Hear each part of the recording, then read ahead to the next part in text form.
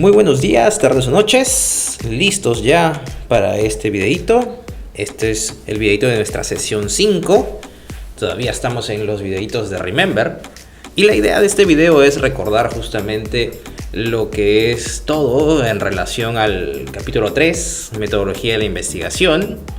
Es un capítulo que a muchos se les hace complicado, pero no debe ser tanto, ¿no? Lo que he hecho aquí es justamente sacar ya básicamente un super resumen de lo que se pone en este capítulo. No se compliquen demasiado, pero tengan en claro qué es lo que va, porque de esta parte depende pues qué van a trabajar luego, qué van a hacer pues en su informe final de investigación, así que deben tenerlo clarísimo, ¿ok? Vamos entonces con este super resumen. El primer punto es el diseño metodológico, ¿ya? O metodología, lo mismo. 3.1, tipo de investigación. Cuando se habla de tipo, nivel, enfoque, hay un montón de lo que es confusión en esos aspectos, e incluso muchos profesores, jurados, se equivocan porque ignoran muchas veces en sí lo que es la metodología de la investigación. Y lo hacen más que todo por pura práctica.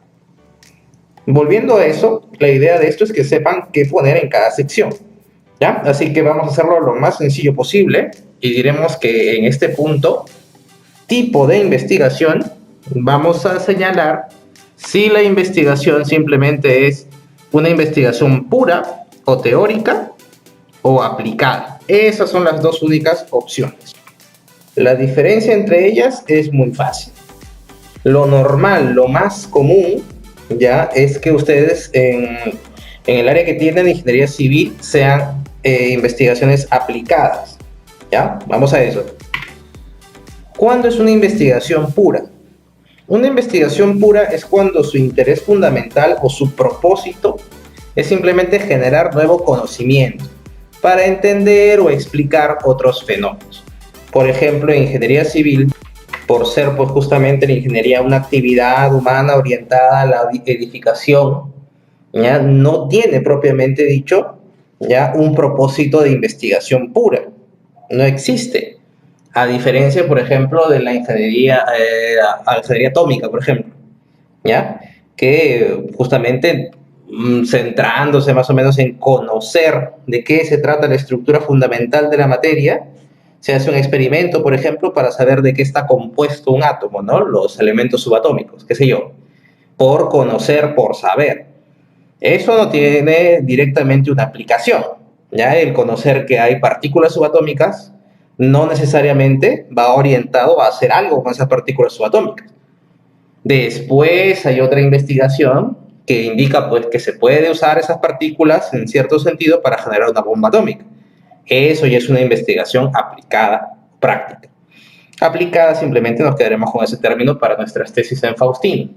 Así que todas las tesis que ustedes hagan en ingeniería civil, al tener como propósito ¿ya? El analizar un problema de la realidad, justamente con un propósito de qué? De edificar algo, de construir, de mantener algo, de explicar ya algún fenómeno, ¿ya? Va a ser generalmente investigaciones aplicadas en la realidad, ¿ya? Tengan en cuenta eso. Para reforzar este aspecto voy a poner un videito, lo vemos, que quede más claro con algunos ejemplos.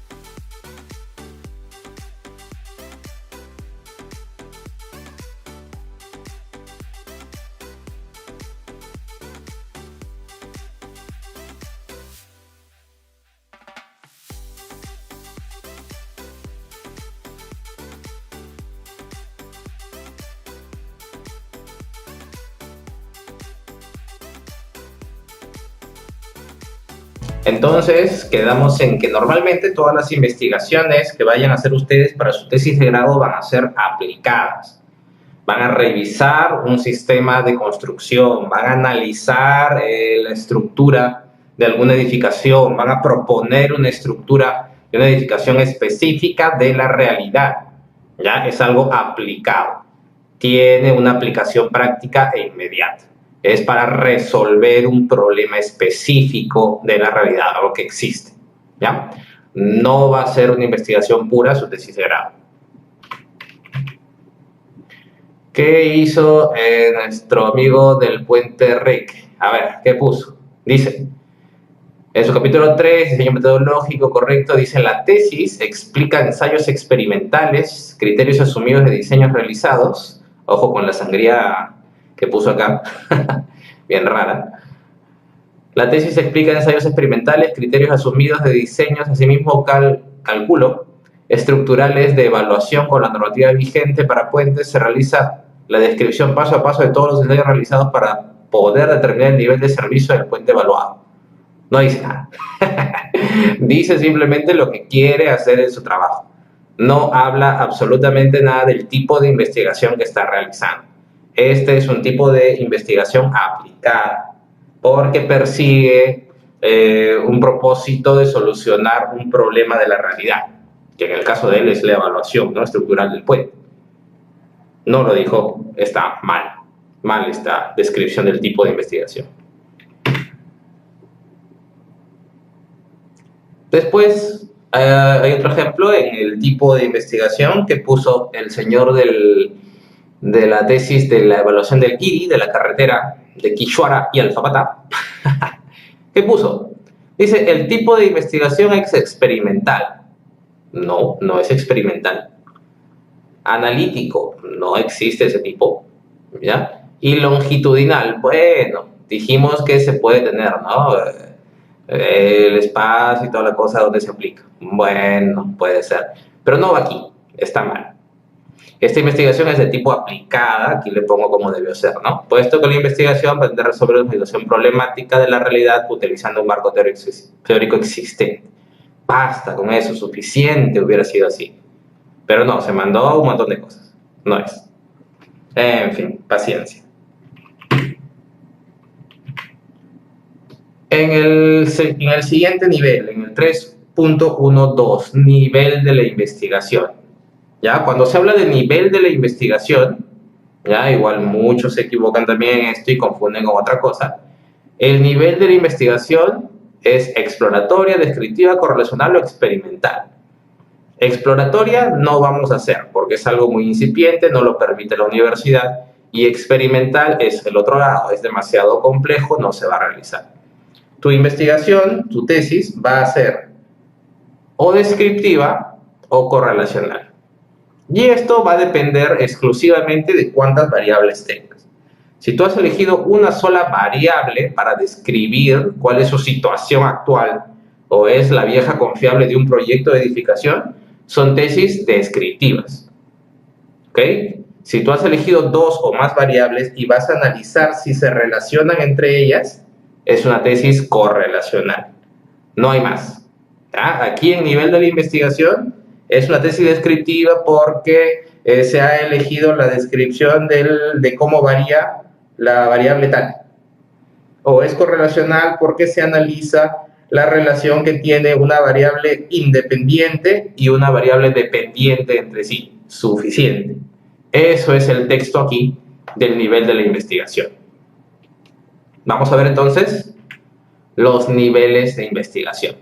Hay muchos autores que pueden tener opiniones distintas. Algunos dicen que son 5 niveles, otros que son 6, otros que son 3, qué sé yo.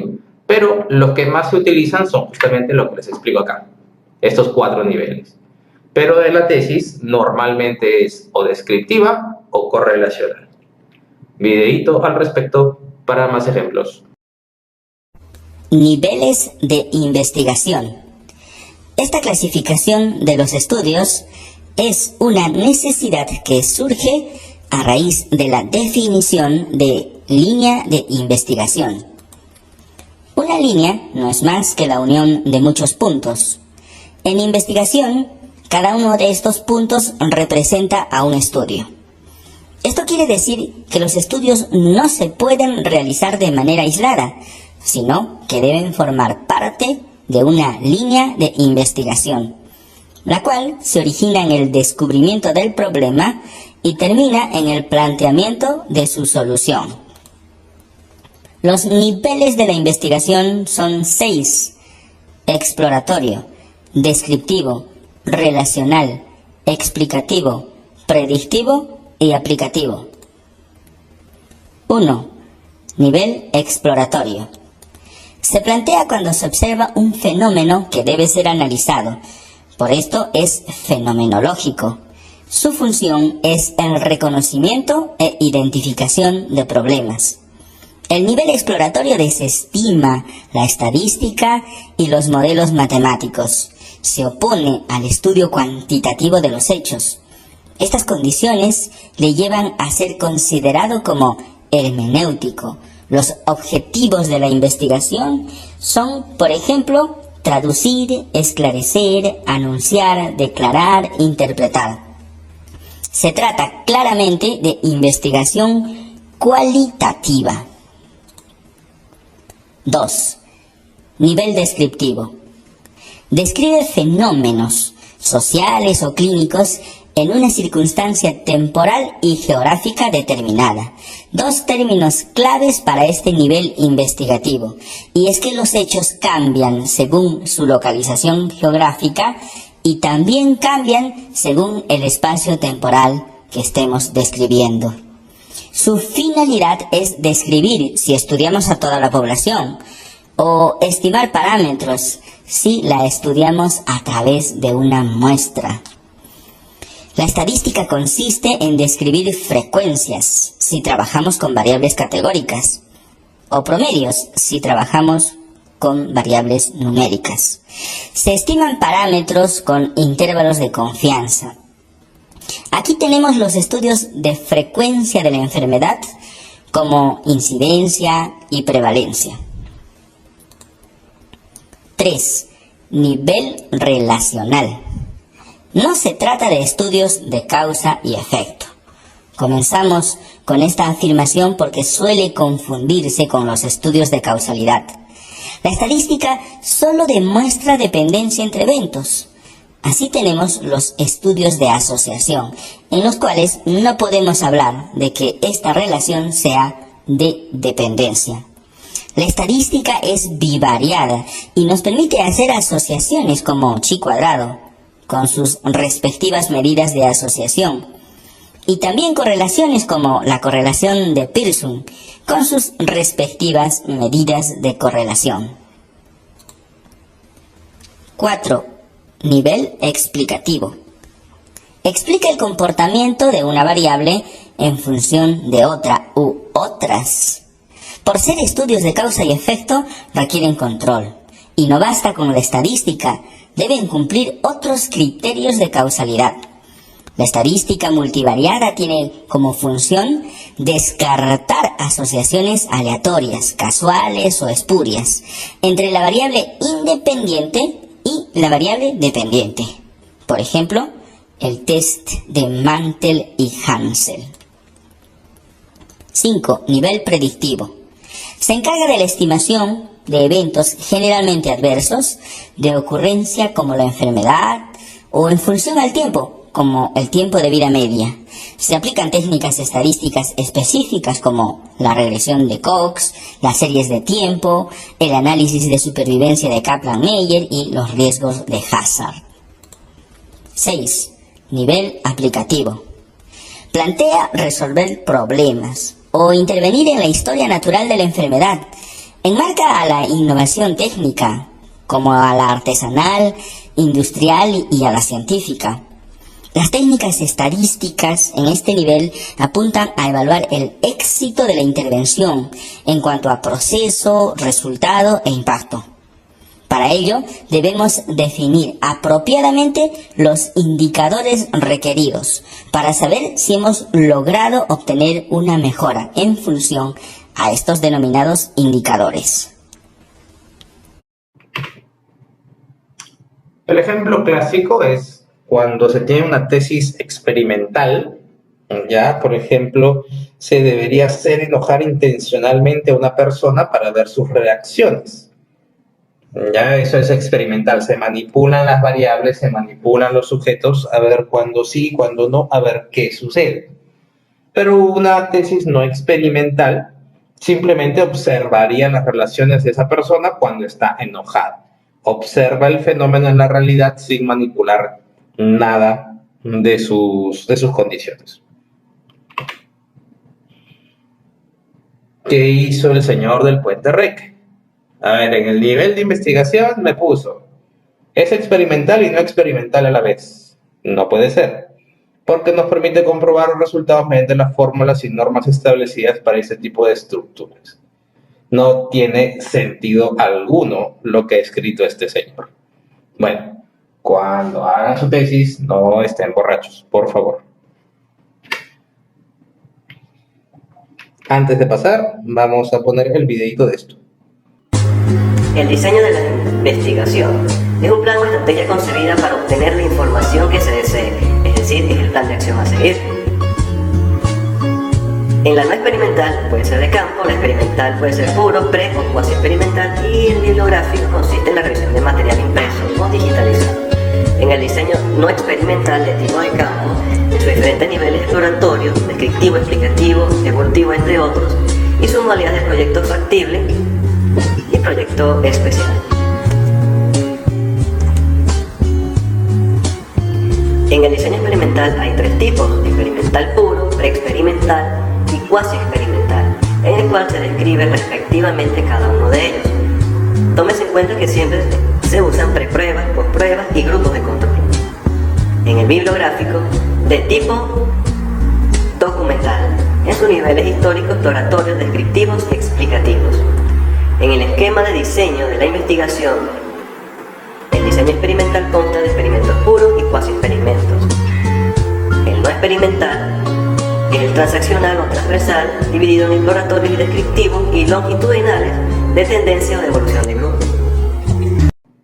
Hasta ahí en la parte que nos interesa por ahora de ese videito. Ya, entonces aquí en niveles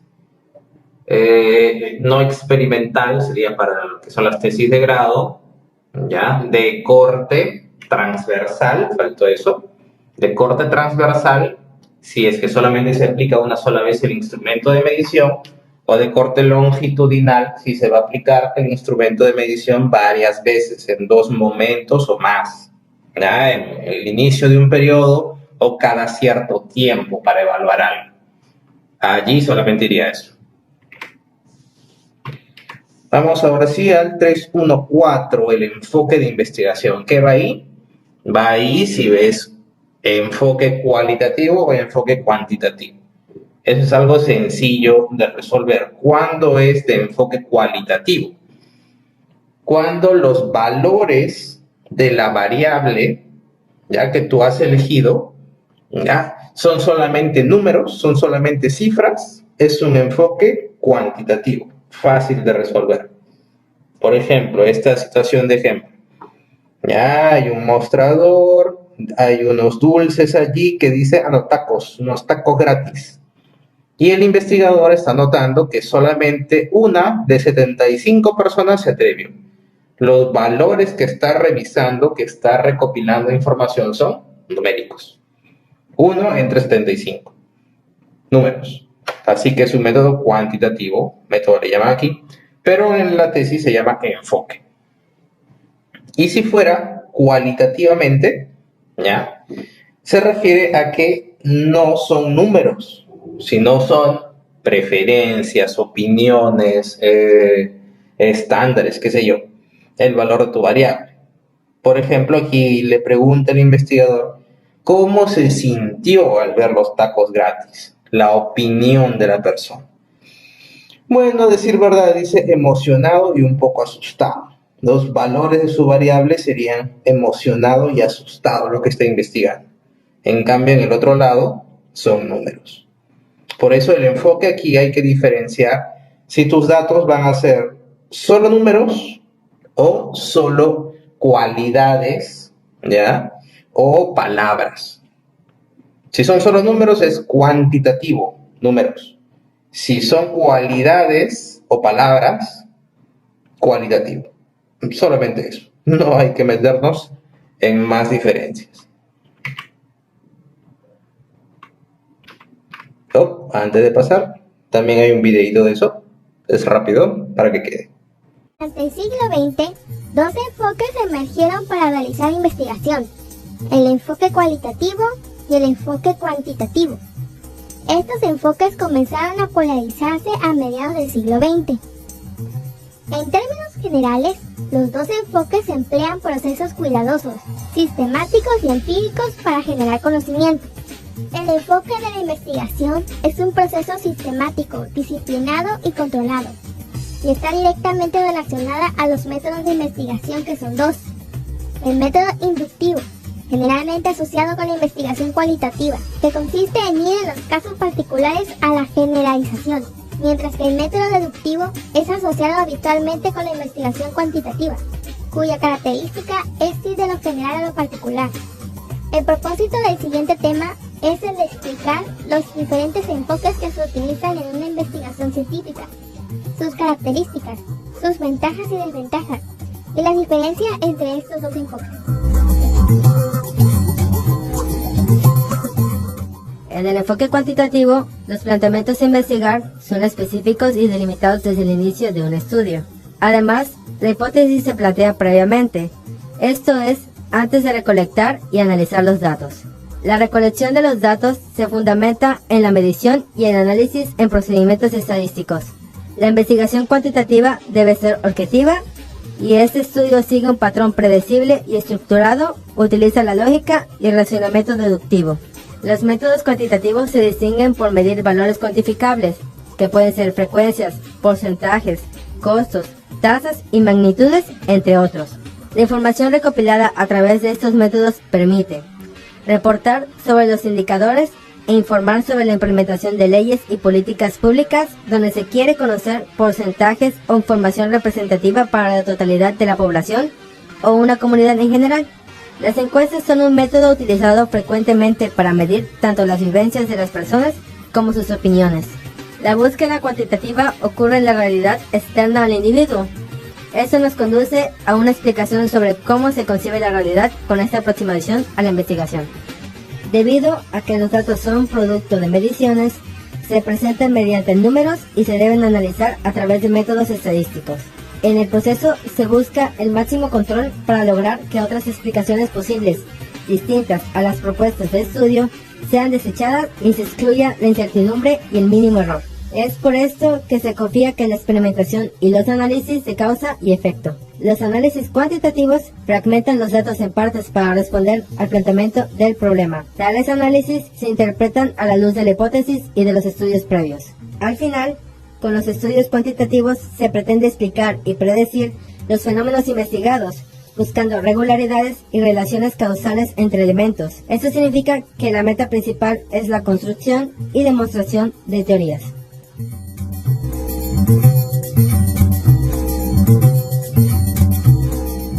La investigación cuantitativa permite al investigador medir y analizar datos.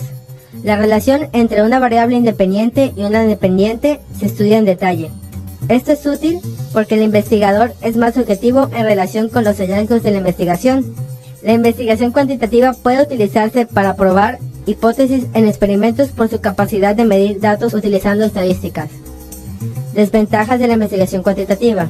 La desventaja principal de la investigación cuantitativa es que el contexto del estudio o experimento es ignorado.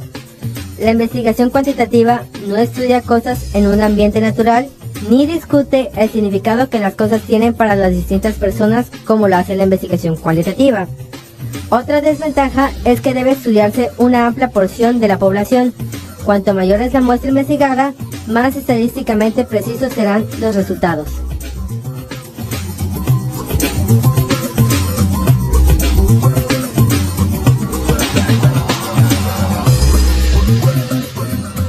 El enfoque cualitativo se utiliza para refinar preguntas de investigación.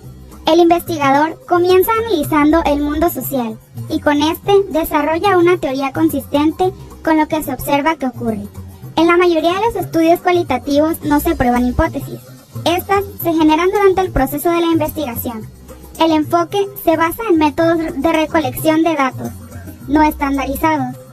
No se efectúa una medición numérica. Por lo tanto, el análisis no es estadístico. Su propósito consiste en reconstruir la realidad tal y como se observan los actores de un sistema social previamente definido. A menudo se le llama holístico, porque considera el todo sin reducirlo al estudio de sus partes. Algunas características del enfoque cualitativo. La muestra, la recolección y el análisis se realizan en forma casi simultánea. La recolección de los datos no supone medición numérica y consiste en obtener las perspectivas o puntos de vista de los participantes. Los métodos cualitativos son utilizados para hacer interpretaciones y análisis de experiencias, percepciones y valores donde se profundiza en el contenido. Normalmente se aplica los métodos cualitativos a una muestra relativamente pequeña para poder indagar mucho más en sus experiencias. Los datos recopilados a través de estos métodos pueden ser utilizados para responder a indicadores, para ilustrar experiencias y opiniones con citas textuales, conocer y analizar la consecuencia de eventos, relaciones de causa y efecto o cómo las percepciones afectan las decisiones tomadas, construir historias de vida o hacer un análisis narrativo de discursos. El investigador plantea, pero no sigue un proceso claramente definido. Sus planteamientos no son tan específicos como en el enfoque cuantitativo. Las investigaciones cualitativas se fundamentan más en el proceso inductivo y van de lo particular a lo general. El investigador cualitativo utiliza técnicas para recolectar datos como la observación no estructurada, entrevistas abiertas, revisión de documentos, discusión en grupos, evaluación de experiencias personales, etc. Y por último, la investigación cualitativa se fundamenta en una perspectiva interpretativa centrada en el entendimiento del significado de las acciones de seres vivos.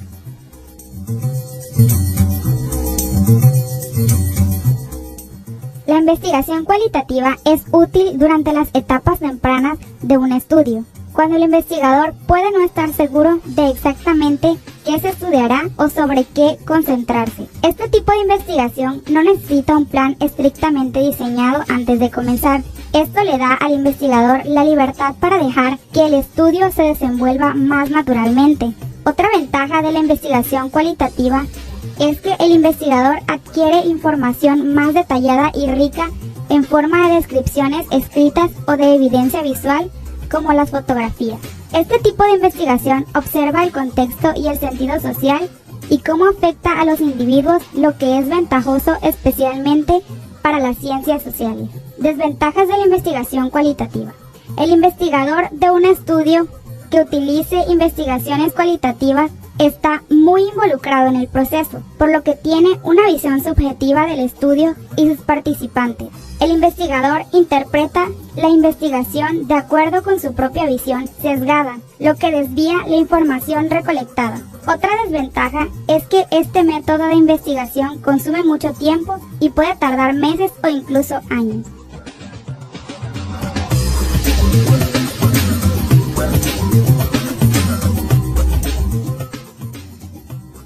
¿Cuál de los dos enfoques es mejor? Ambos enfoques resultan muy valiosos y han realizado notables aportaciones al avance del conocimiento. Ninguno es exclusivamente mejor que el otro, solo constituyen diferentes aproximaciones al estudio de un fenómeno. La investigación cuantitativa nos ofrece la posibilidad de generalizar los resultados más ampliamente. Nos otorga control sobre los fenómenos, así como un punto de vista de conteo y las magnitudes de estos. Este método ha sido el más usado por ciencias como la física, la química y la biología.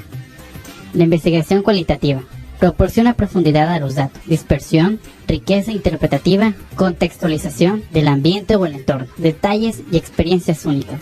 Y dicho método se ha empleado en disciplinas humanísticas, como la antropología, la etnografía y las ciencias sociales.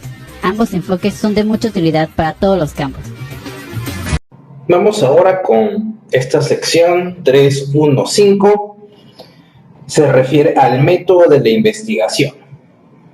Aquí no tiene mucho misterio.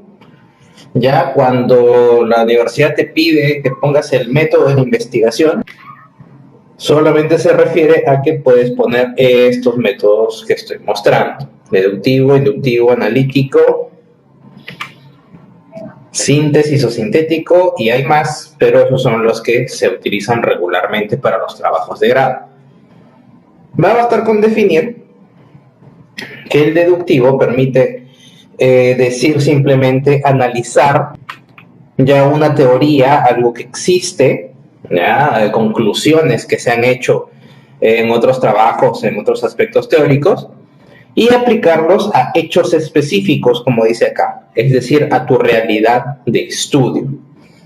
Por ejemplo, si hay una teoría que dice que la resistencia sísmica ya se aumenta si es que utilizamos columnas de acero, y que disminuye si es que utilizamos columnas hechas de bambú, eso es algo general, ya, porque ya se ha probado, otros lo han definido así, otros han hecho otras investigaciones, y nosotros vamos a probar esa teoría en un ámbito ya reducido, en un ámbito específico, ya, en un ámbito delimitado en el tiempo y el espacio.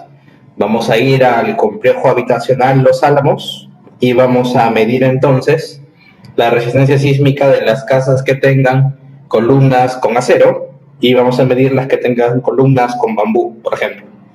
Eso es el método deductivo. El método inductivo, algo similar, pero al contrario.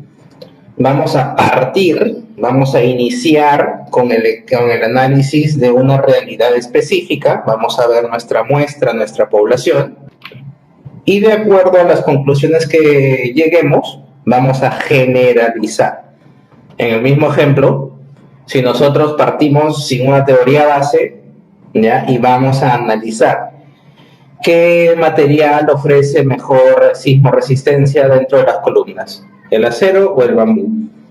Vamos y medimos, ya, vamos y medimos, revisamos y decimos, entonces las columnas que tienen alma de acero tienen mayor sismoresistencia que las que tienen bambú.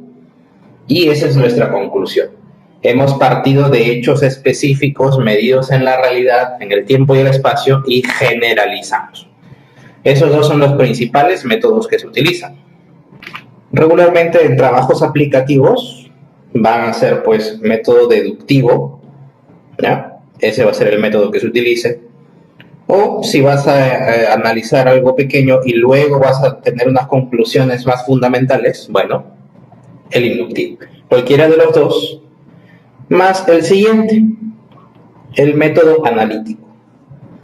Método analítico se refiere a que se ha descompuesto la realidad del todo, a estudiar del fenómeno, y para analizar en su parte más pequeñas. Esto es básicamente todo lo que el método que hacen todas las tesis. ¿Por qué? Porque analizan una variable a medida de cómo se comportan sus dimensiones o subvariables.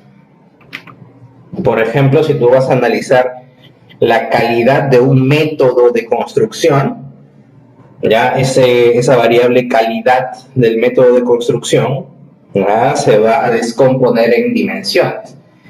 Esas dimensiones pueden ser, ¿no?, qué sé yo, estética, sismoresistencia, resistencia a la compresión, resistencia a la humedad, durabilidad, qué sé yo.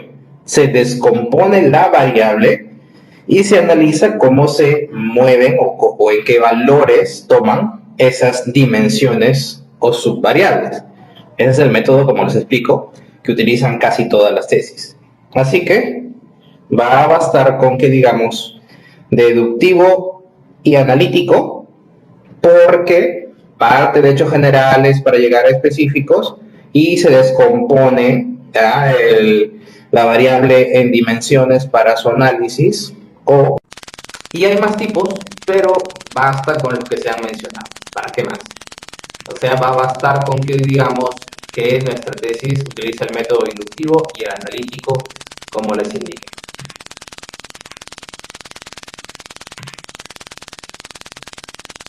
Hay algunos videos que he colgado en el aula virtual, revísenlos. Son más que todo para ejemplos, son también algunos los que he mostrado. ¿ya? Para que quede pues ya en claro lo que son toda esta sección, lo que va en cada una de estas secciones de metodología. A ver, ahí estaba ese ruidito otra vez, siempre ese ruidito molesto. Bueno, si no se escuchó bien, solamente voy a repetir que en la sección 315, cuando hablan de método, normalmente vamos a utilizar estos dos, el B y el C. El método inductivo, hay que poner, ¿no? Esa tesis utiliza el método inductivo porque se analiza el comportamiento de la o las variables en un ámbito de espacio y tiempo definidos que van a permitir llegar a una conclusión más general. Ya van a permitir generalizar, en otras palabras, las conclusiones. Y aparte también se ha utilizado el método analítico. El método analítico es que se descompone el todo estudiar en partes más pequeñas. ¿Y eso por qué? Porque se ha analizado el comportamiento de las dimensiones de la variable. Las dimensiones que componen la variable de estudio y se han analizado el comportamiento de ellas. Se ha descompuesto el problema, la variable en sí, en subvariables o dimensiones. Normalmente vamos a tomar estos dos métodos de la mano, estos dos métodos juntos. Los demás no se utilizan en lo que es la aplicación de ingeniería civil. Ahora sí, ¿cómo se llena entonces cada sección? Estamos en el capítulo 3. El capítulo 3.2 se llama población y muestra, todo junto. ¿Ya? La población, dice, se va a identificar el conjunto de individuos o elementos que tienen características similares y a quienes se va a estudiar, y la muestra es una parte de esa población buscando que ésta sea representativa. En ella, en la muestra, es la que se van a aplicar los instrumentos de medición. La fórmula que se utiliza para el tamaño probabilística es esta. ¿Ya? En el tamaño de la muestra va a depender del tamaño de la población, del nivel de error, del nivel de probabilidad de encontrarse pues algo distinto, que siempre va a ser 50%. Q va a ser lo que es el tema de la distribución que vamos a utilizar, también un 50%. Y Z va a ser un coeficiente de acuerdo a la distribución normal o estándar, ¿ya? O Z, que se llama en estadística, a un nivel de confianza del 95%. Recuerden, este nivel de confianza es necesariamente 95% para investigación. No podemos bajarles. Ahí nada más utilícenlo al 95%. Hay investigaciones que quieren subirlo, utilizan al 99%, al 99.5%, pero no bajan del 95%.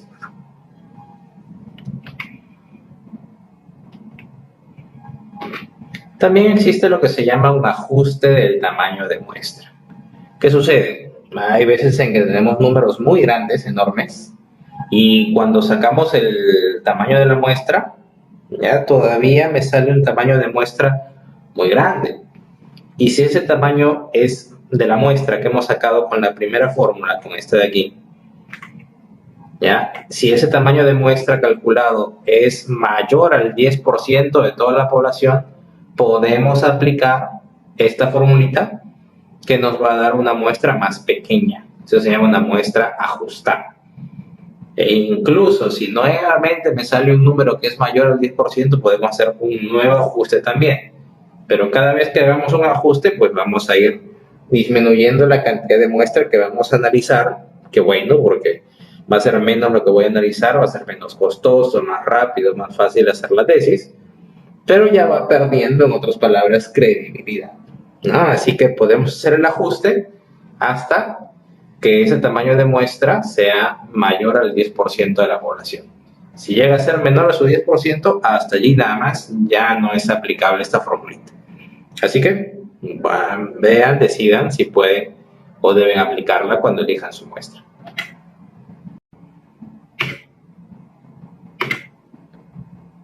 Bien, a continuación hay un ejemplo de lo que es una muestra estratificada. Ya, estratificada, recuerden, es cuando mi población claramente está dividida en grupos. Aquí el ejemplo es, si yo tengo que estudiar una población de estudiantes, ya, de educación superior, la Facultad de Educación, por ejemplo, y su población son 440 alumnos. Estos 440 alumnos están divididos de acuerdo al ciclo que cursan, del primero al décimo. Bueno, ahí están las cantidades de cada uno de los ciclos. Entonces eso quiere decir que cada ciclo tiene un porcentaje de participación en la población de alumnos. Ya, si son 81 alumnos de 440, son el 19,9% de alumnos del primer ciclo. Cosa que cuando yo saque mi población, saco mi tamaño de muestra por fórmula, como ya dijimos, va a ser 140. De esos 140 yo voy a elegir del primer ciclo el porcentaje que le corresponde. 19,9% de 140 son 28. Igual a cada uno de los ciclos. Cosa que en el décimo ciclo le toca el 8%. El 8% del tamaño de mi muestra llega a ser 11. Así que de esta manera voy a elegir los individuos que voy a estudiar. Es una muestra estratificada, dijimos, cuando está dividido claramente en grupos. Ahora veremos un videíño para que quede apuntalado este tema de lo que es tamaño de muestra. Después de haber visto la definición de cada uno de los parámetros que componen las fórmulas para hallar el tamaño de muestra, vamos a realizar unos ejemplos paso a paso. En este momento vamos a calcular el tamaño de muestra finita en un ejemplo en Excel, para que solo sea alimentar los valores y el Excel nos calcule el tamaño de muestra.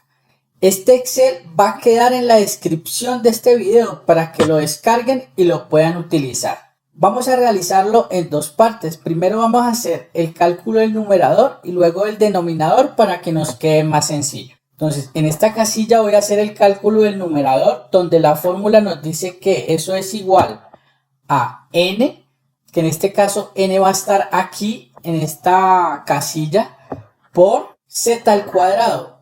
Un número multiplicado por él mismo es un número elevado al cuadrado. O también puedo usar con el teclado una flechita, una especie de flechita hacia arriba y va a elevar el número al cuadrado. En este caso vamos a multiplicar a z por z para hallar al cuadrado. Entonces z por z, cerramos paréntesis, ahora por p, que el valor p va a estar en esta casilla, por q, y el valor q va a estar en esta casilla. En este momento ya hemos calculado la parte del numerador de la fórmula. Ahora, para hallar la parte del denominador de la fórmula, vamos a decir igual, voy a abrir dos paréntesis y voy a decir error al cuadrado, o sea, error por error.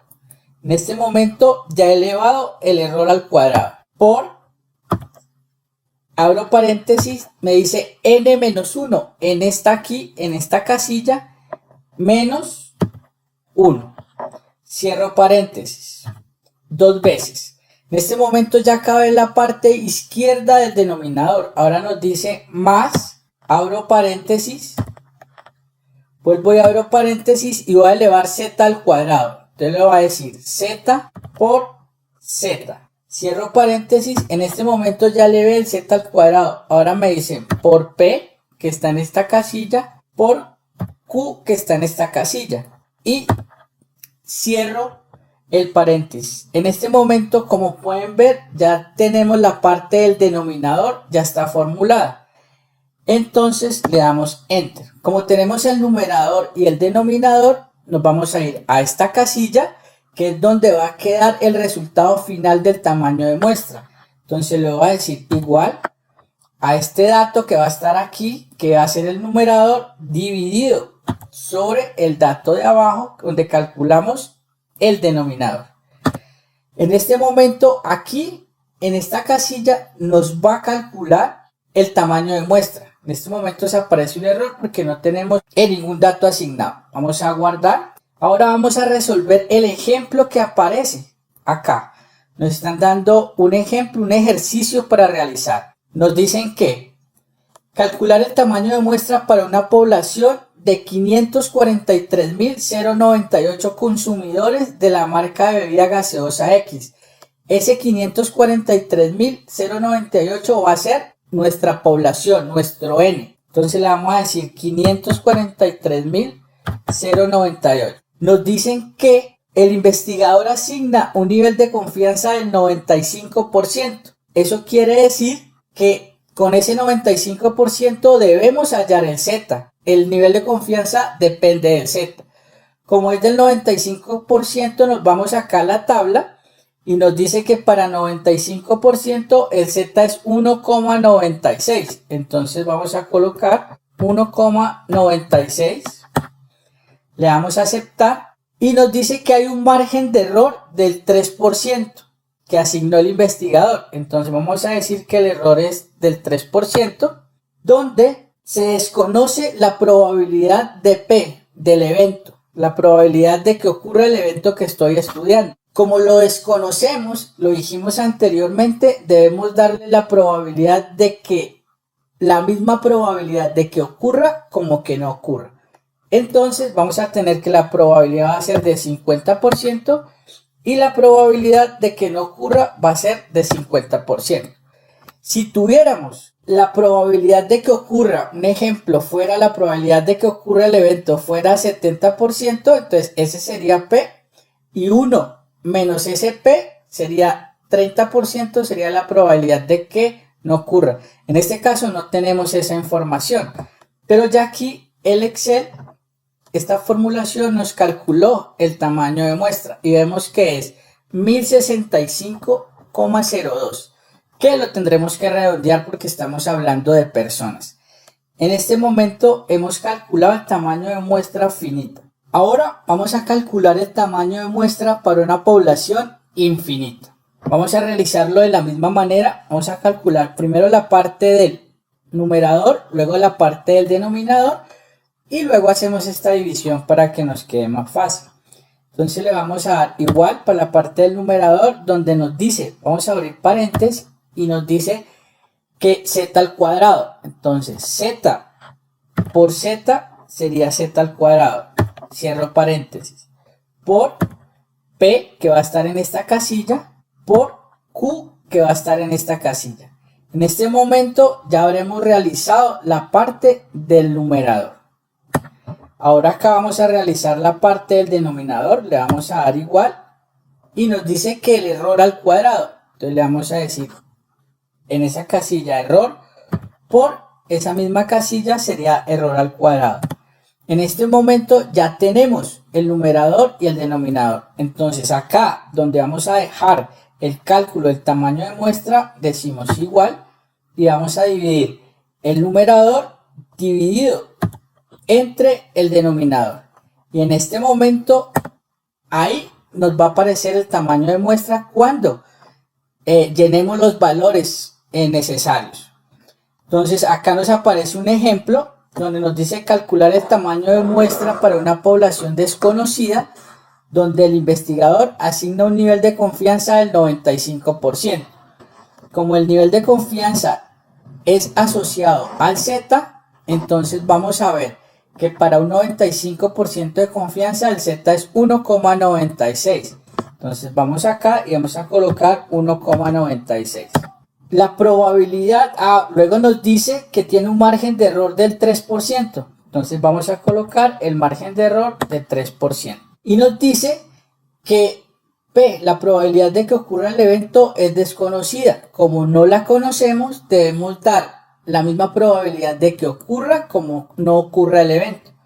O sea que le vamos a dar 50% y le vamos a dar 50%. En este momento ya nos calculó el tamaño de muestra para la población infinita buscada, que viene a ser 1067,11. Este valor lo tendremos que redondear porque estamos hablando de personas. En este momento ya hemos calculado en Excel tamaño de muestra finita e infinita. Este Excel que acabamos de realizar acá lo voy a dejar en la descripción del video para que lo puedan descargar y lo utilicen. Ya saben, deben llenar solo estos valores para que él les calcule el tamaño de muestra, en este caso infinita, y estos valores para que él les calcule el tamaño de muestra finita. Aquí van a quedar la fórmula, la definición de cada uno de los parámetros y los principales valores Z para los niveles de confianza más utilizados. Espero este Excel les sea de utilidad y con él puedan calcular los tamaños de muestra de una manera más rápida y más fácil. Correcto. Finalmente muestro el resultado, ¿no? Que da lo que es la calculadora de la cantidad de la muestra, según la página que había dado anteriormente. Es de esta manera, es directo, ¿no? El cálculo utiliza, como les había dicho, la fórmula matemática, es solamente otra forma de expresarla, son los mismos elementos y te da pues el resultado. Si es una población de 1000, por ejemplo, la muestra debe ser 278. Este es el numerito que calza con la evaluación de la muestra. Luego mostraré cómo se llena en sí en el proyecto. Ejemplos. ¿Qué hicieron sus antecesores? El señor del Puente Reque, ¿qué hizo? Población y muestra, lo puso junto. Bueno, válido. ¿Pero qué dijo? Conociendo los puntos a tocar en este proyecto, la población y muestra de esta investigación está comprendida en el puente vehicular Reque, que por articulado distrito de Chiclayo, provincia de Lambayeque. Bueno, en sí este tipo de investigaciones solamente va a analizar eso, así que está correcto lo que hizo. No hay nada más que decir, pues. Está bien en todo caso que lo haya puesto de esta manera. Población y muestra. Aquí separa población y luego dice muestra. Bien. Esta es la evaluación del IRI en la carretera de Quichora. Dice, la población en este caso estará conformada por el tránsito que transcurre sobre la carretera a estudiar, para lo cual se definirá con el índice medio diario anual, el cual se refiere al volumen promedio del tránsito de vehículos en ambos sentidos durante 24 horas de una muestra vehicular para el periodo anual. No entiendo, la verdad, por qué utiliza esto. Se supone que está evaluando el IRI. El IRI es el índice de rugosidad. Entiendo que se refiere a la, ¿cómo se dice? A la rugosidad, a las características físicas de la carretera, y debió tomar de todo el largo de la carretera. La población de estudio debe ser la cantidad de kilómetros de la carretera. Ese es el total de estudio. Y la muestra debería ser un tramo o varios tramos de la carretera, no sé cómo lo vaya a tomar. Pero bueno, aquí tomó con el índice de cuántos vehículos pasan al día. No sé por qué, no soy especialista en este asunto. Habría que ver por qué razón definió así. Pero también está mal cómo lo tomó. Por ejemplo, si va a tomar en sí como población todos los vehículos que pasan en un año, ¿correcto? IMDA, ¿por qué tomó el de un día nada más? Debió tomar como población todo lo que pasa en el año. No sabes cuánto es el año. ¿Ya cuántos pasan en el año? No creo que pasen 27 vehículos. 27 vehículos, correcto, pasan por día. Pero si 27 pasa por día, debió multiplicarlo por los 365 del año. Esa es la población. Y luego como muestra, va a tomar como muestra entonces todos los que pasan en un día, que serían, ¿cuántos? 27, ¿no? 27 por día. Eso debió ser. Esto, la primera parte en población y la otra parte, que iba a tomar 27, en muestra. Aquí lo que hizo fue tomar cuántos vehículos llegan por día y encima le aplica la fórmula. Y en la fórmula de 27 le pasa a 25. No sé por qué ha hecho esto. De esto pone así. Nos demuestra que el IRI será calculado a partir del tráfico generado por 25 vehículos que recorren la carretera diariamente. No sé por qué ha hecho esto. En fin, habría que analizar cómo se saca el IRI en sí. No estamos para eso ahorita. Aquí hay otra investigación que ya va a la segunda parte. Ya vamos a definir todo lo que es ahorita, ¿cómo se llama esto? Operacionalización de la variable y luego también la matriz de consistencia. Vamos a ello. ¿Ya? Esta tesis es de diseño de muros de contención como defensa ribereña tramo Guaura-Sayán. Dice que la población es el terreno comprendido por las 409 hectáreas para un total de población de 134 inmuebles analizados. Ya ver, ese es el tema. ¿Qué está midiendo esta tesis? El diseño de muro de contención. Correcto. En el tramo Guaura-Sayán. Bueno, si dice que toda la población es el terreno, solamente el terreno. La idea es, el terreno está comprendido por las 409 hectáreas, esa es tu población de estudio. ¿Cómo están los muros en estas hectáreas? ¿Por qué metió acá inmuebles? No sé por qué. La muestra por objeto es estratificada. No sabe que está hablando de estratificada, ¿por qué? Puesto que nuestra población supera 100 inmuebles, por lo tanto nuestra muestra es 57 inmuebles. No dice por qué.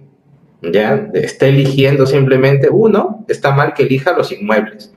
Si está hablando de muros de contención. No, debería analizar cómo están los muros de contención en la defensa ribereña de estas 409 hectáreas. Por último, siendo un poco más técnico, debió de tomar como población la longitud del río, ¿ya? Los kilómetros que recorre el río y cómo están las defensas ahí. Bueno, la muestra dice es estratificada.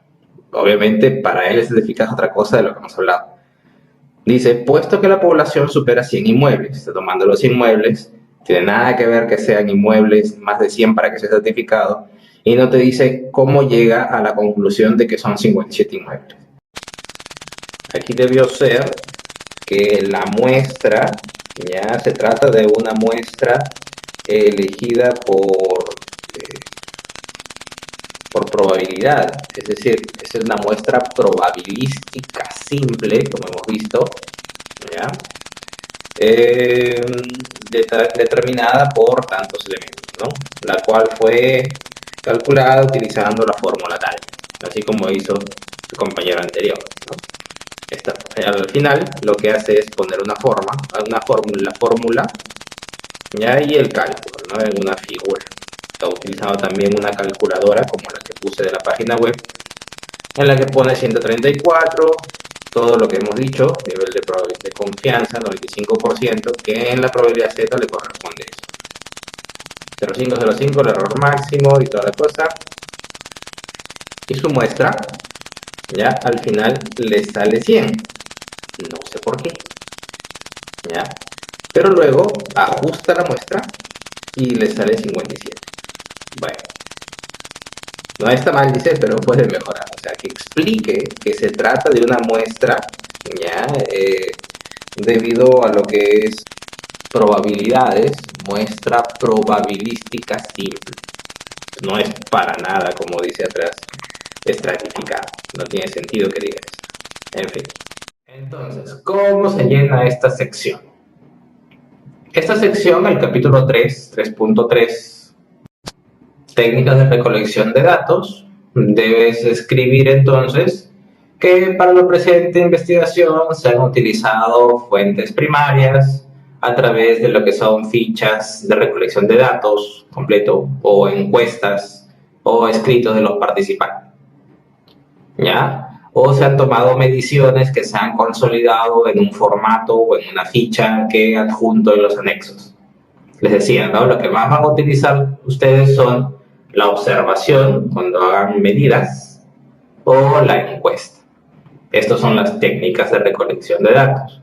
Así que deben explicar bien en este parrafito. Para esta investigación hemos utilizado la técnica de la observación, tomando medidas de la realidad a través de muestras, análisis químico, laboratorio, lo que utilicen, ¿ya? Consolidadas en una ficha de datos o en un formato. Observación. O también decir que hemos tomado la información a través de un cuestionario utilizando la técnica de la encuesta. O si han entrevistado utilizando el método de la entrevista. ¿Ya? Va por ahí. Estas son las técnicas que normalmente no van a ser la de documentación. Documentación se refiere a que justamente han captado los datos de referencias bibliográficas o de otro autor que ya tenía. Normalmente no se hace eso, pero bueno. Los demás vamos a usar observación y encuesta, que son cuestionarios. También se pueden tomar fuentes secundarias, que sería documentación, pero como he visto sus tesis, creo que ninguna utiliza este tipo de recolección de datos, sino son todo fuentes primarias, que ustedes cogen los datos de la realidad para investigarlos.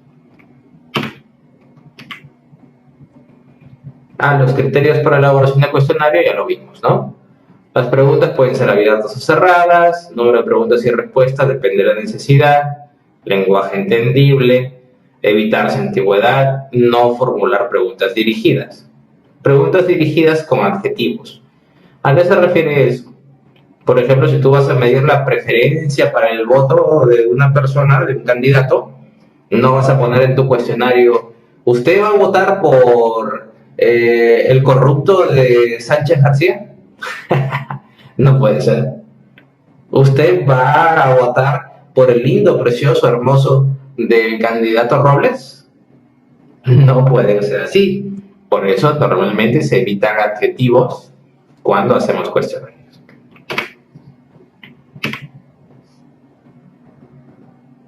Bien. Técnicas de recolección de datos también deben decir cuál es su instrumento. O sea, deben definir que para esta investigación se ha utilizado un cuestionario de tantos ítems, 10 ítems, o sea, 10 preguntas, 15 ítems, 20, 30, 50, lo que sea, el cual ha sido validado a través de juicio de expertos, por ejemplo. Eso es lo que más piden. Juicio de expertos. Esa es la validación del instrumento.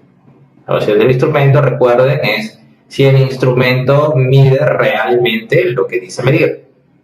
Y hay un formato entonces de validación de juicio de expertos donde le preguntan a cada uno de los expertos, ¿tú crees que esta pregunta está correcta o está incorrecta? Bueno, tú ves. Y cada uno de los 3 expertos dice su opinión. ¿Está bien? Sí, mide lo correcto, un 80%, un 90%, un 100%, y eso es. Y lo otro es la confiabilidad del instrumento. La confiabilidad del instrumento es justamente la exactitud o precisión. Normalmente se mide a través de lo que es un coeficiente estadístico, que es el alfa de Cronbach, si se llama, o alfa. Es un índice, es un numerito que mide del 0 al 1 en decimales. Mientras más se acerca a 1, más confiable es el instrumento. Ya, luego les pondré algo sobre este tema de confiabilidad. ¿Ya? Pero regularmente basta con lo que es la validación del juicio de expertos. Les decía, ¿no?, que regularmente basta con la validación del juicio de expertos porque el juicio de expertos ponen, ¿no?, los expertos en qué porcentaje creen ellos que está correcto. Pero a veces también te piden la confiabilidad del instrumento medido con alfa de Cronbach. Recuerden, esto va a ser cuando son, ¿cómo se dice esto? Cuestionarios. Ojo con eso. Técnicas para el procesamiento de datos es la segunda sección, ya es el numeral 3.4. ¿Qué se pone aquí? Sencillo. Aquí lo único que se pone es que después de recolectar los datos con el instrumento de medición, se va a utilizar algún software estadístico. Voy a utilizar el software Microsoft Excel para hacer los cuadros, las tablas, los gráficos. Voy a utilizar, el software MATLAB para realizar la formulación, calcular las determinantes, lo que queramos allá. Voy a utilizar este software para tabular, para hacer cuadros, para hacer mapas, para hacer ploteos, qué sé yo. ¿Qué van a utilizar ahí? ¿Cómo van a tratar la información que han tomado del instrumento de medición? Y luego, ¿cómo van a analizar e interpretar? Ya, es decir, ¿qué pruebas de hipótesis van a hacer? Para determinar si existe relación entre la variable X y la variable Y, voy a aplicar la prueba estadística de... Este también es un capítulo aparte. Prueba estadística de chi cuadrado, de coeficiente de correlación, y hay muchas más, dependiendo si es cualitativa o cuantitativa tu variable. Y ya está. Eso nada más se pone ahí. Se agrega, digo, el método estadístico que se usará, pero eso lo veremos en otra clase. Vamos a ver algunos ejemplos de cómo plantearon algunos colegas suyos, unos predecesores suyos, su tesis en estos capítulos. Mi tesis favorita, la del puente Reque. ¿Qué hizo el señor del puente Reque? En técnicas e instrumentos de recolección de datos puso: en primer lugar, se deberá mapear el lugar de trabajo y evaluar los puntos estratégicos para la recolección de datos. ¿What? Ver los tiempos de máxima demanda diaria de vehículos y la carga que transportas. Llenar las fichas de cada uno de los elementos a evaluar y hacer un registro fotográfico. Y realizar pruebas correspondientes, pudiendo ser destructivas o no destructivas. No, no va esto. Aquí debió indicar que para la presente investigación se utilizará una ficha de recolección de datos, los cuales se tomarán a través de una observación directa, ¿ya? De la técnica de observación directa, midiendo los tiempos de máxima demanda diaria y carga. Eso pudo ser. Eso pudo ser. ¿De cómo se va a tomar entonces los datos? ¿Qué más ponen? Ponen también que va a utilizar, dice, la técnica de análisis documental.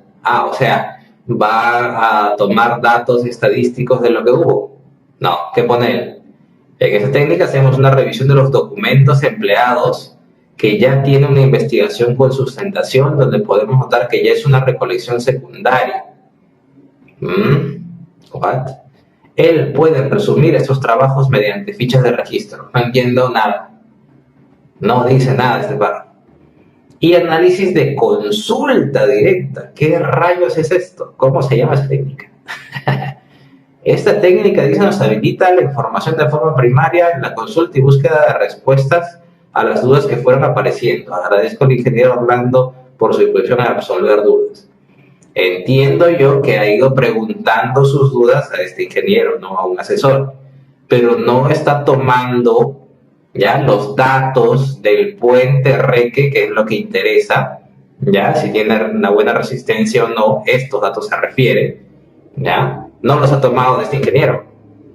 Ese es un asesor que le iba guiando, qué sé yo, de cómo interpretar. Pero el instrumento de medición aquí son justamente los ensayos, destructivos o no destructivos.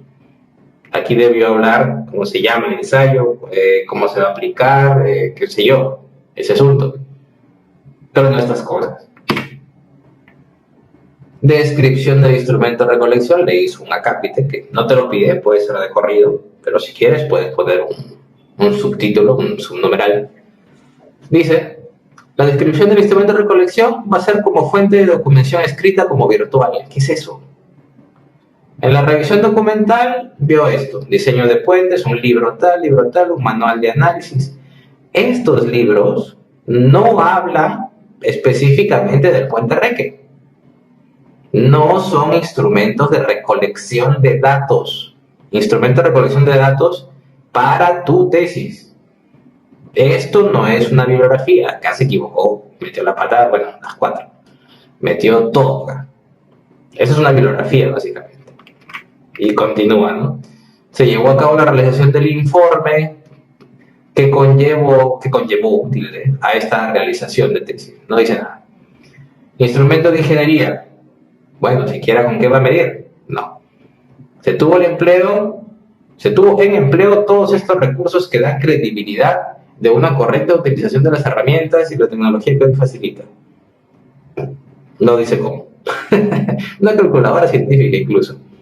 Pero ¿cómo lo usaste? Pues, o sea, se tomaron los datos, se tabuló en Microsoft Excel, se utilizó una calculadora científica para calcular el índice de qué, después se ingresaron los datos y se hizo el plano en AutoCAD. Explica que es el procesamiento de la información. Eso no dice nada. En técnicas de procesamiento de información, donde debió poner lo que dijimos. El objetivo de la metodología es determinar el grado de conservación. No va acá esto. Ese es el objetivo del estudio, ¿ya? Aspecto normativo, evaluar el cumplimiento de la norma vigente, no me dice nada eso ahí.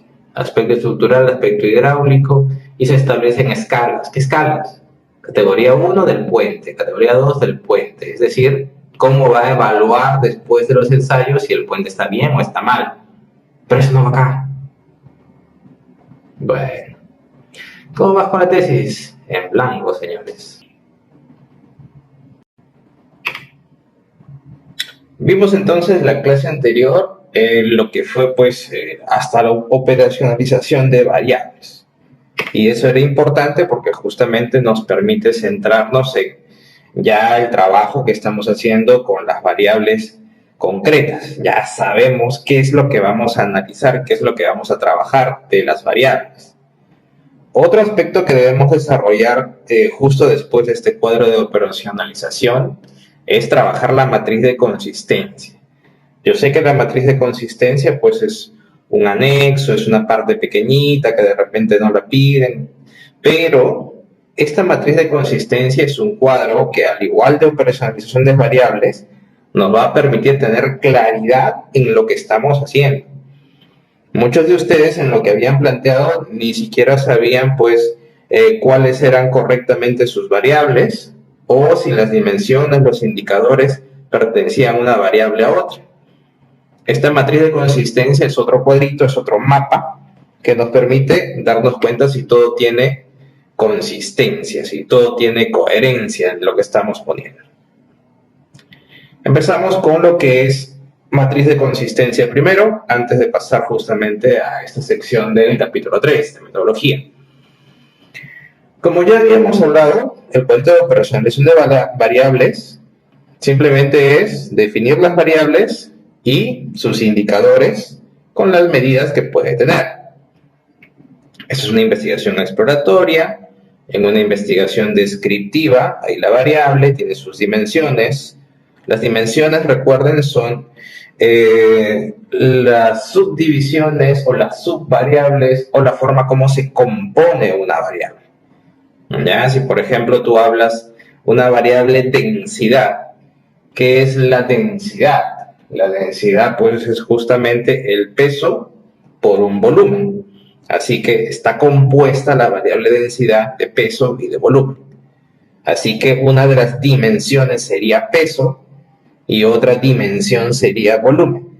Y la variable es densidad. De esa manera se compone una variable y tanto peso, que sería la dimensión Y1, tiene sus propios indicadores. El peso obviamente se toma con una balanza, se toma a través de lo que es el cálculo de la masa, propiamente dicho, ¿no?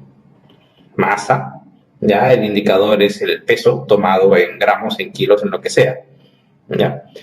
Y lo que es el volumen se toma también pues a través de una medida, ¿no? De volumen, qué sé yo, ¿no? Metes la capacidad, pues mides la capacidad en lo que son litros o en lo que son centímetros cúbicos, que es lo mismo.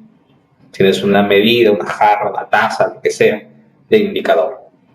¿Ya? De esa manera, entonces, este cuadrito de operacionalización nos va a dar claridad, entonces, de qué estamos analizando. Cuando ya lo tenemos, ya tenemos algo así. Tenemos, entonces, mis variables, mis indicadores, mis medidas. Y ahora, para comenzar a realizar, pues, ya la definición de problemas, objetivos o hipótesis, lo mismo también, es el mismo procedimiento. El problema general podemos tomarlo como ¿cómo afecta la variable X a Y? Es decir, si X es la variable independiente, que no va a depender de la otra, sino esa es la que se mueve a su criterio, ¿ya? ¿Y cómo va a afectar entonces, si se mueve X, cómo va a afectar el valor de Y? Por ejemplo, si X fuera cantidad de agua en una mezcla, ¿no? Una mezcla para ser concreto, ¿ya? Si X fuera cantidad de agua y Y fuera densidad, por ejemplo, ¿ya? Vamos a medir cómo la cantidad de agua que yo agregue a esa mezcla va a afectar la densidad. Obviamente, si yo agrego más agua, agrego más X, esa densidad ya se va a reducir. O sea, la mezcla va a estar más aguada, va a tener una menor densidad por volumen, porque el resto va a ser agua.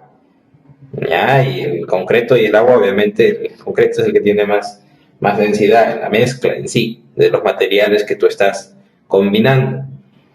Y el agua lo que va a hacer es reducir su densidad, va a estar más aguada la mezcla. Eso es el problema general. Si existe relación entre X y Y, si existe relación entre la cantidad de agua que yo ingreso y la densidad en este caso, en este ejemplo, ¿no?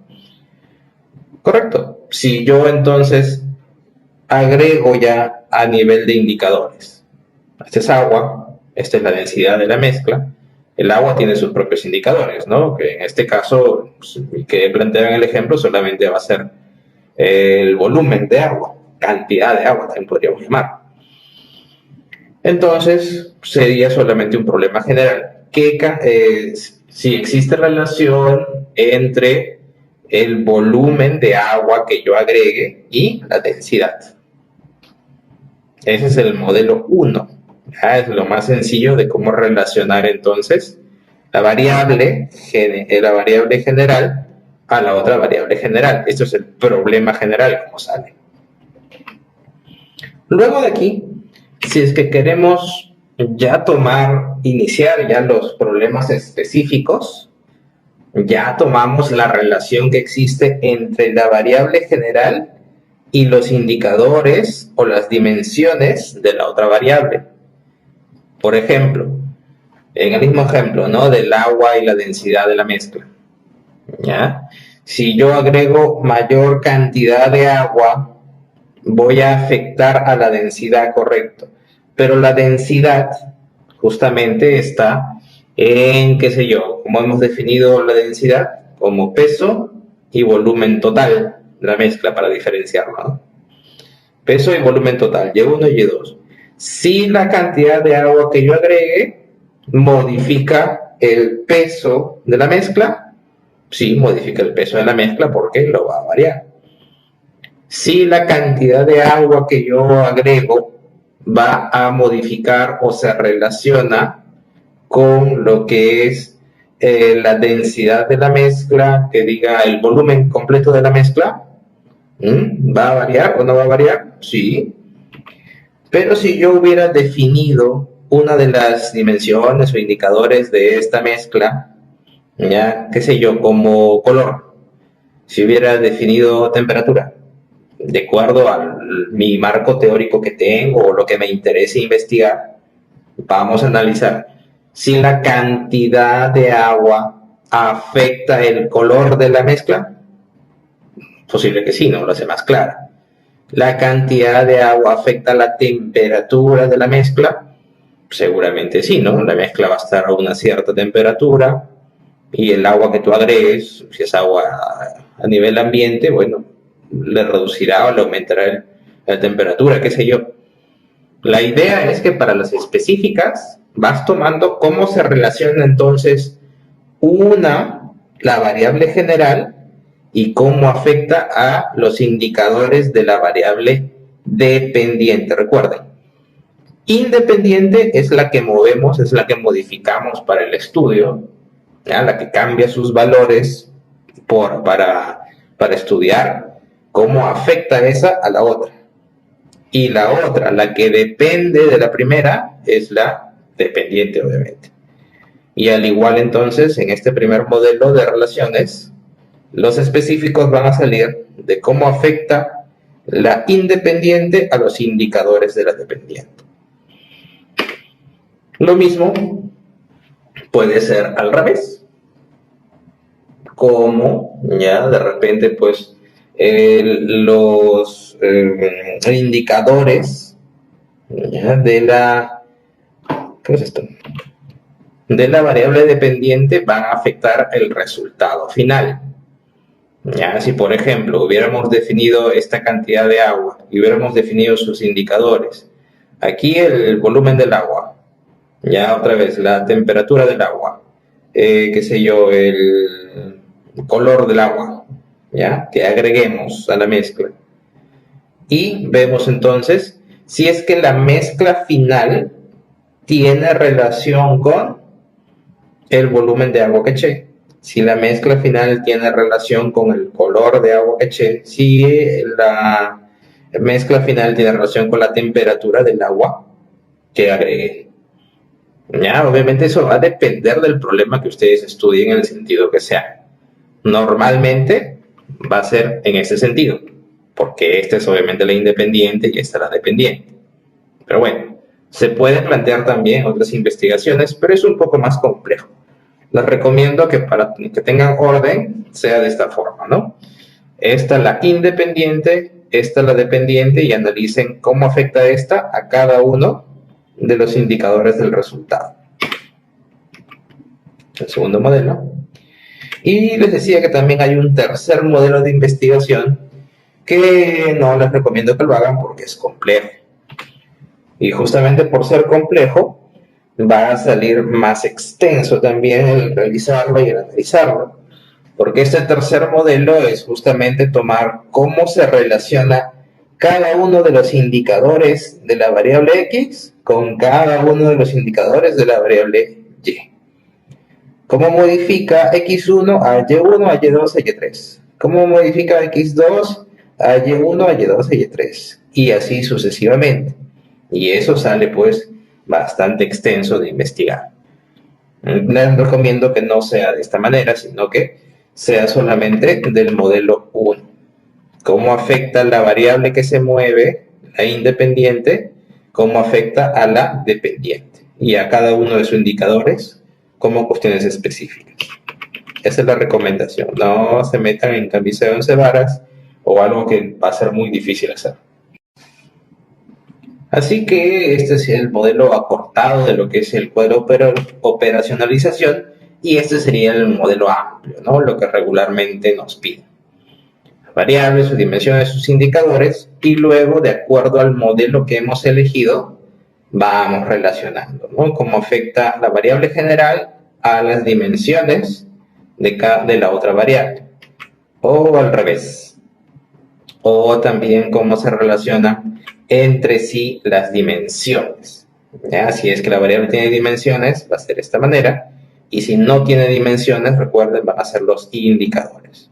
Pero bueno, la idea es que tengan variable, dimensión, que cada dimensión tenga sus indicadores, y luego ya vemos estos dos aspectos, que ya también lo hemos dicho la semana pasada, pero igual lo repetiremos un poquito. Así que la matriz de consistencia en una investigación exploratoria, la más sencilla, se va a ver así. Va a ser un resumen entonces de justamente el problema objetivo general por ser modelo exploratorio, pero a nosotros nos interesa más que todo el modelo o descriptivo, que va a ser cuando tenemos una sola variable y se van a ver problema, objetivo, ¿ya? Y la variable principal y sus dimensiones, porque recuerden, solo hay una variable en el modelo descriptivo, y en las correlacionales van a ser problema, objetivo e hipótesis. Aquí sí es obligatorio poner hipótesis en un modelo correlacional. Hay que explicar si se relacionan o no. Ese es el fondo de una investigación correlacional. Obviamente van a haber dos variables y vamos a tener sus indicadores. Ya, regularmente es variable dependiente, se pone cuál es la variable y se pone sus indicadores. Variable dependiente, Y, ya, cuál es la variable, y después sus variables de la dependiente o dimensiones. Algunos usan subvariable, otros usan dimensiones. Es lo mismo. Y en el fondo eso es una matriz de consistencia, es un cuadrito más que justamente nos permite esto. Nos permite ya planificar bien la investigación, tener la idea correcta de qué vamos a investigar, formular el proyecto para recién poder ejecutar la investigación. Y la investigación se ejecuta cuando ya tenemos un plan aprobado recién. ¿ya? Y luego ya se presenta el informe propiamente dicho, con todo lo que nos piden de requisitos. Ese es el modelo de una matriz de consistencia, ¿ya? Normalmente te piden el tesista, el autor, ¿ya? De la tesis, ustedes, el título de la investigación, problema, objetivos, hipótesis, variables y subvariables. Tan sencillo como eso. Aquí hay un ejemplo, ¿no? Esta, por ejemplo, habla del uso de estabilizantes químicos para mejora de propiedades físicas. He visto unas cuantas tesis de ustedes también que van por esos caminos, ¿no? Aquí habla del problema general, el objetivo general, la hipótesis, le faltó las específicas, pero bueno. Habla de sus variables, la independiente son los estabilizantes químicos, si se agrega o no se agrega, ¿ya? Y la dependiente es si mejoran las propiedades físicas. Bueno, esto de aquí, a mi parecer, está mal formulado, ¿no? Aquí debió ser simplemente propiedades físicas, no mejora. Mejora ya habla de si existe una relación, que si existe entonces, si tú hablas que va a mejorar, y luego si esa relación es positiva o negativa. Aquí solamente se relacionan estabilizantes químicos y propiedades físicas y mecánicas de suelos ya. Pero no una mejora. Mejora ya habla de una relación que es lo que tiene que probarse. Las subvariables o dimensiones de esta primera son si se usa este estabilizante del terracime o se usa el otro, el simplex, con beta. Y la mejora de propiedades físicas habla de físicas y mecánicas de fundación limosa y físicas y mecánicas de fundación arcillosa. Así lo he definido. Si lo han aprobado, vamos. Pero esa es la idea central, que ustedes conozcan que en este cuadro tiene que haber consistencia. Tiene que el problema general, ya a manera de pregunta, lo que se va a investigar, hablar de las variables. En el problema general, el uso de estabilizantes químicos mejorará o relacionará o tiene relación, sería esto, las propiedades físicas y mecánicas del suelo, correcto. Variable 1, variable 2. El objetivo general es responder la pregunta, ¿ya? ¿El uso de estabilizantes mejorará? Bueno, el objetivo debió ser determinar si el uso de estabilizantes mejorará las propiedades físicas. El objetivo no es usar estabilizantes químicos, eso no es el objetivo. Lo agarras, lo echas y ya está, no necesitas una investigación para eso. Eso está mal a mi parecer. Debió ser determinar si el uso de estabilizantes químicos ya mejorará o se relaciona con lo que son las propiedades físicas y mecánicas de suelos. Y la hipótesis, a ver, ¿qué dice acá? El uso de estabilizantes mejora las propiedades. Bueno, sí, está válida como hipótesis. O sea, dice si existe una relación y es encima positiva, es de mejora. Sus variables, ya dije, estabilizantes químicos como primera variable y propiedades físicas sería, a mi parecer, la variable. No mejora de las propiedades físicas. Sus variables, estabilizante 1, estabilizante 2 y propiedades físicas, suelo tal, suelo tal. Bueno, si le aceptan esa división, excelente. Recuerden que para saber cuáles son las subvariables o cuáles son las dimensiones o cuáles son los indicadores de una variable, eso depende de su marco teórico. Tiene que haber una teoría o apóyense en una tesis, en una investigación, donde ya hayan definido por alguna causa o por alguna razón que estas son las subvariables de estas. Ya, o sea, no es mágicamente, a mí me parece que debe ser esto y lo demás, no. Tiene que haber siempre un sustento de por qué. Bienvenidos a este tu canal, Tesis, Asesoría y Capacitación. El día de hoy empezaremos con nuestra tercera sesión que se titula Matriz de Consistencia.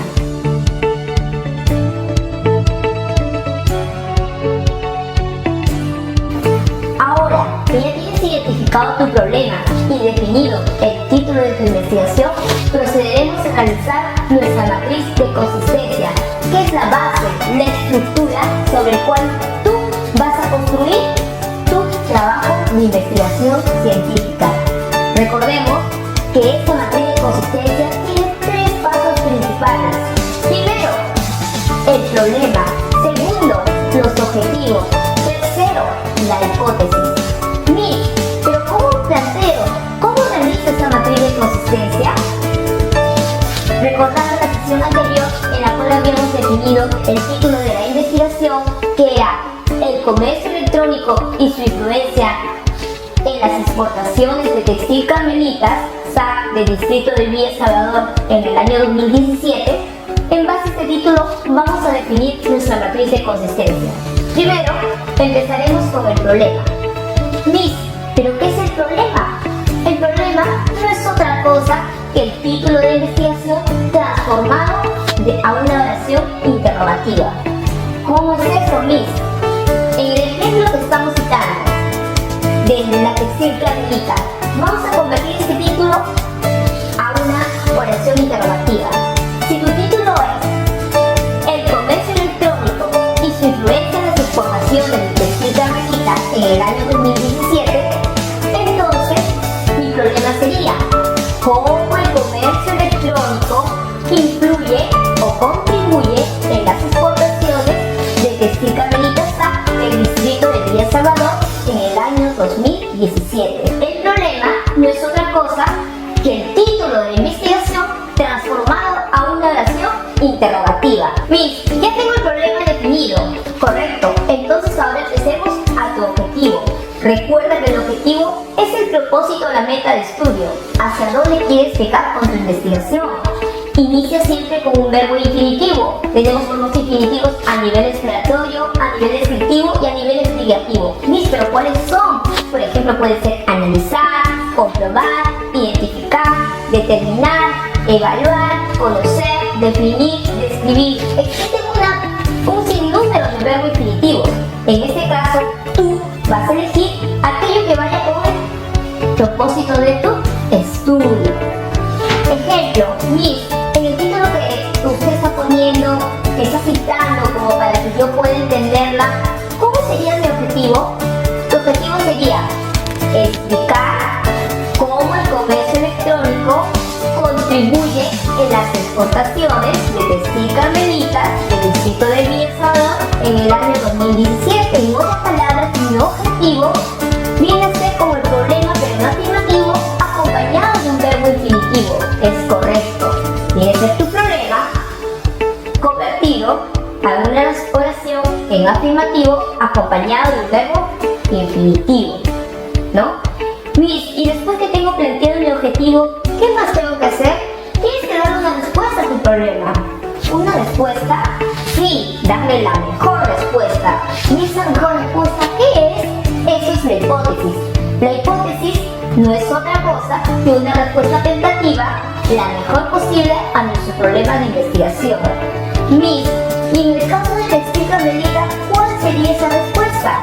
Esa respuesta a tu problema podría ser: el comercio electrónico influye positivamente en el crecimiento de las exportaciones de textil carmelita SAC del distrito de Villa Salvador en el año 2017. ¿Viste qué fácil es armar la matriz de consistencia? Ya tienes determinado tus problemas general, tu objetivo general y tu hipótesis general. Y de esta misma forma puedo seguir determinando lo que son mis problemas específicos, mis objetivos específicos e hipótesis específicas. Sigue esta metodología y vas a ver qué rápido armarás tu matriz de consistencia para que empieces a construir tu propia tesis. Me había olvidado que antes había un videito, ¿no? Antes de pasar al tema. Ese fue sobre, para apuntar lo que es matriz de consistencia. Y el gran aporte también de este video que acabamos de ver son justamente los términos distintos que podríamos usar, tanto para lo que son los problemas y para los objetivos. ¿Ya? La idea es utilizar, como decían algunos, no vamos a pasar por un tema de antiplagio luego y a veces no es correcto ese sistema y me capta como plagio las palabras que yo repito. Así que para no repetir tanto una palabra, podríamos utilizar estos términos, ¿no? Lo que es comprobar, demostrar, determinar, establecer, evaluar, explicar, estos de aquí. ¿Ya? Porque más que todo estos van hacia un nivel más arriba de lo que es el descriptivo. Les decía que un objetivo de una investigación no puede ser analizar, calcular, ni examinar, ni, bueno, eso más que todo, ¿no? No es la investigación. Medir sí, clasificar sí, comparar sí, cuantificar sí, descubrir. Analizar y calcular son medios, eso no irían, son medios para buscar algo. Pero justamente a nivel descriptivo y a nivel exploratorio, por el tipo de investigación que es, puede ser aceptado. Pero ya a un nivel mayor como el correlacional ya no. Ese es el gran aporte también del video que vi. Para finalizar entonces esta sesión, les voy a revelar cuál va a ser el trabajo pues de este módulo 2. La idea de este módulo 2 es, en primer lugar, que corrijan lo que se le corrigió antiguamente. O sea, lo que hicieron mal pues en la presentación del módulo 1. Esa es la idea, ¿no? Lo que no encontraron bien, lo que les marqué como mal en la rúbrica. Es nuevamente presentar el proyecto de investigación, sí, pero hay que agregarle ahora lo que es, pues, aparte de la corrección que les estoy diciendo, lo que es la validación de sus instrumentos de medición. A ver, eso, la teoría está en el video de la sección de la sesión 7. Ya revísenlo de una vez, los que han avanzado, los que no conocen, los que están realmente preocupándose por su trabajo de investigación, que vaya avanzando bien, ¿ok? Van a ver allí cómo se hace, propiamente dicho, la revisión a través del SPSS, ¿ok? Ahí está la forma de piratear, todo está ahí también. Y que justamente tengan en cuenta que hay algunos que sí tienen que hacer la validación por alfa de Cronbach, que son justamente los que tienen un cuestionario con escala Likert y toda la cosa, eso sí. Y otros que tienen simplemente una ficha de datos o tienen un cuestionario que no se ajusta pues a lo que es la escala Likert para hacerlo a través de ese método con Cronbach. Tendrían que hacer el formato de juicio de expertos, que también está allí en la sesión 6. Ahí está el formatito para que puedan llenarlo con las preguntas, ¿ya? Con las preguntas que cada uno de los expertos va a analizar luego. La idea de esto es tenerlo todo listo otra vez, que no pierdan tiempo y que puedan ir avanzando también en este asunto, que muchas veces lo piden, otras veces no lo piden, pero lo mejor es tenerlo a la mano. Nuevamente entonces, para este trabajo de este módulo, voy a revisar las correcciones de lo que no hicieron bien en la revisión anterior con la misma rúbrica, no va a cambiar, pero le voy a agregar a que voy a pedir pues una columna más, que es como anexo la validación por alfa de Cronbach, lo que es el resultado propiamente dicho del SPSS cuando corresponde a tu tesis. Si tu tesis tiene un instrumento de medición que no es un cuestionario con escala Likert, no puede ser por alfa de Cronbach, ¿ya? Y si es un cuestionario aparte, el que no se ajusta por alfa de Cronbach, que tengas listo tu formatito lleno, ¿ya? Para el juicio de expertos. Recuerda que es otra forma de validarlo, ¿ya? Cuando no se ajustan las reglas del alfa de Cronbach, y todo eso te lo explico en el videito de la sesión 7. Ojo con eso. Así también voy a pedir que en esta ocasión, ahora sí, le voy a pasar el antiplagio, el Turnitin, y la idea es que obtengas, para pasar bien, un porcentaje de menos del 20%, que es justamente lo que exige la universidad. Bien, eso es entonces lo que voy a exigir para el trabajo de este módulo. No pidas, no puedo hacer una revisión por Turnitin antes de la revisión oficial. ¿Por qué? Porque otra vez, como humilde docente contratado, que no se ha inscrito en el rectorado de investigación, no me han dado usuario, no tengo un usuario propio de Turnitin, ¿ok? No tengo acceso al software. Y para la revisión que les estoy diciendo, me voy a prestar nuevamente, voy a mendigar por ahí con mis colegas nombrados, ¿ya? Que me presten su usuario. Así que pasar, no sé cuántas, 30 o 30 y tantas tesis, ¿ya? Como que no les va a cuadrar, pues que use tanto, como se dice, de registros, ¿no? De su Turnitin, que les pueden observar, les pueden fastidiar. Incluso creo que estoy viendo que como son un montón, voy a tener que prestarme 2 o 3 usuarios. Vamos a ver cómo lo hago. Pero la idea es que ustedes tengan al menos, después de este esfuerzo, ya de hacer realmente en estos dos módulos, bueno, reformular, rehacer, ponerse de parejitas incluso, ¿ok? Ya tengan un trabajo que al menos sepan que al final no van a tener que parafrasear y reformular, porque el reformular y parafrasear lo van a hacer ahora, en clase, aprovechando este tiempo, ¿ok? Ustedes ya saben qué han hecho de sus trabajos, ya saben de dónde han copiado y pegado, así que esas secciones, ¿ok? Y si son los mismos del ciclo anterior que sí les pasé antiplagio, ya saben dónde detecta el software, ¿ya? Cámbienlo, modifiquen, parafraseen a cascoporro. Con eso entonces terminamos esta sesión. No se olviden consumir los contenidos de esta semana, avanzar los contenidos de la siguiente, que es el último Remember, que ya son las últimas secciones del proyecto de investigación, ya para que quede finiquitado, ¿ok? Y los anexos que estoy pidiendo, no se olviden las validaciones, no se olviden también el parafrasear para que al menos tengan un porcentaje menos a 20% de plagio, ya que voy a pasar a sus proyectos. Y la fecha de presentación, no se olviden, es antes de la sesión 8, antes de nuestra evaluación de este módulo, que veremos en qué modalidad es. No sabemos todavía, confirmaremos. Cerramos entonces, nos vemos.